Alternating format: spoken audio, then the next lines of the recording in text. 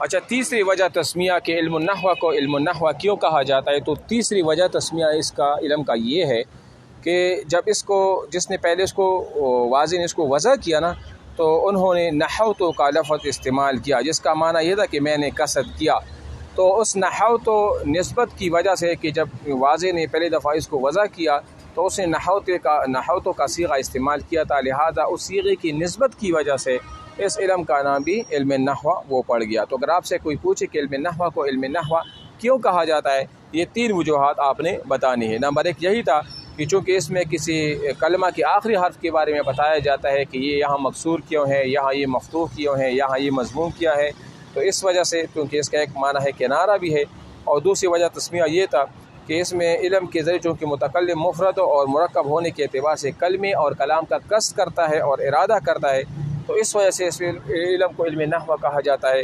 اور تیسرا وجہ تسمیہ یہ تھا کہ جس عالم نے سب سے پہلے ان کی قواعد کو کیا کر دیا، وضع کر دیا، تو انہوں نے سب سے پہلے نحوت کا لفظ استعمال کیا، جس کا معنی ہے کہ میں نے قصد کیا، میں نے ارادہ کیا. اس وجہ سے بھی اس کو علم نحو کا نام وہ دیا گیا. سمجھ آ رہی ہے نا؟ نمبر 2 موضوع. اس علم کا موضوع کیا ہے علم نحو؟ دیکھیں، میں نے پہلے بھی میں بتا چکا ہوں کہ موضوع کسے کہتے ہیں. جس فن سے ریلیٹڈ ایک آدمی بحث و مباحثہ کرتا ہے تو وہ اس فن کا کیا ہوتا ہے، وہ موضوع ہوتا ہے. مثال کے طور پر آج ہمارا ٹاپک ہے علم النحو، تو ہم علم النحو سے ریلیٹڈ باتیں کریں گے تو یہ اس کا موضوع ہوگا. تو علم النحو میں وہ کون سی چیزیں ہیں جس کے بارے میں ایک نحوی عالم وہ بحث کرتا ہے؟ تو وہ 2 چیزیں، ایک کلمہ ہے اور ایک کلام ہے. یعنی کلمہ کے بارے میں نحویین کیا کرتے ہیں، وہ بحث کرتے ہیں، اور اس طرح کلام کے بارے میں وہ نحویین بھی کیا کرتے ہیں، بحث کرتے ہیں. ان 2 چیزوں سے وہ ہٹ کر بحث نہیں کرتے.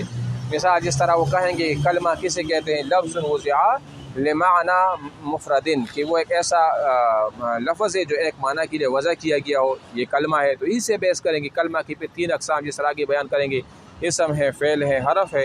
اور اس طرح کلام بھی ہے کہ کلام ما تضمنہ کلمتین بالاسناد، کہ جو 2 کلموں کو متضمن ہو، شامل ہو اسناد کی وجہ سے، کہ جس میں ایک کلمے کی نسبت دوسری کی طرف کی گئی ہو، تو اس کو کلام کہا جاتا ہے. تو نحو میں بھی یہی چیز ہوتا ہے. جیسی مثال میں کہہ دوں زید عالم، زید عالم ہے. اب یہاں علم کی نسبت کس کی طرف کی گئی ہے، عالم کی طرف کی گئی ہے، تو یہ کلام ہوا. تو یہ اس کا موضوع ہے. موضوع کا معنی یہی ہے کہ کلم و کلام اس کا موضوع ہے، اور اسی سے سارے نحو میں وہ بحث ہوگی. سمجھ آ رہی ہے نا؟ نمبر 3 فائدہ عرض اور آیا. اس کا عرض اور آیا وہ کیا چیز ہے؟ عرض و آیا تو وہ ہے اس علم کا یہ ہے کہ انسان عربی عبارات لکھنے اور گفتگو کرنے میں ہر قسم کی ترکیبی غلطیوں سے محفوظ رہے. دیکھو، جب آپ کو علم نحو صحیح پتہ ہوگا تو آپ زبر زیر میں غلطی نہیں کریں گے. آپ انعامتا کی جگہ انعامتو نہیں پڑھیں گے، آپ انعامتا کی جگہ انعامتے نہیں پڑھیں گے، غیر المغضوب علیہم کی جگہ آپ غیر ال نہیں پڑھیں گے. یہ جو زبر زیر کی جو غلطیوں سے حفاظت کا ایک ہی جو ہے نا وہ طریقہ ہے کہ آپ کو عبور حاصل ہو علم نحو پر. ٹھیک ہے؟ تو یہ آج ہم نے پڑھا علم نحو کی تعریف و لغوی اور اصطلاحی، اور اس کے بعد ہم نے اس کی وجہ تسمیہ کہ علم النحو کے علم النحو کیوں کہا جاتا ہے. 3 وجوہات میں نے بتا دی. اس کے بعد موضوع جو تھا وہ بھی میں نے بتا دیا کہ کلم و کلام اس کا موضوع ہے. اور اس کے بعد میں نے عرض و غایہ اور اس کا مقصد بھی بتا دیا کہ وہ یہ تھا کہ ہم ترکیب میں غلطیوں سے محفوظ رہے اور گفتگو میں بھی غلطیوں سے محفوظ رہے. زبر کی جگہ زیر اور زیر کی جگہ زبر جو ہے نا وہ نہ کہے. ٹھیک ہے؟